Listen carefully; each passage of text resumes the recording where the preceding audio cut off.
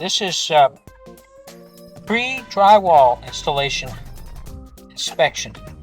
See if there's any issues that need to be dug up before the finished flooring and everything else is in place.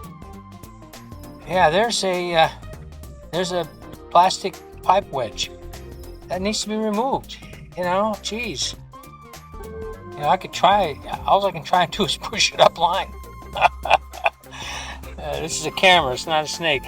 So that needs to be removed. Looks like it's stuck in the joint there on the top. You know, and this doesn't look good. That's going to cause problems.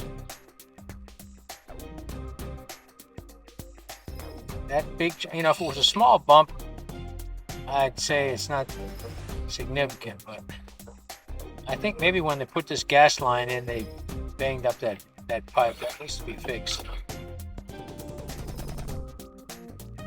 So there's two issues here so far.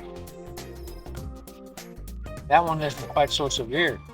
There's another one. Where are you guys getting your pipe? And if you're going to have bumps like that, put them on the top. That way they don't create a restriction.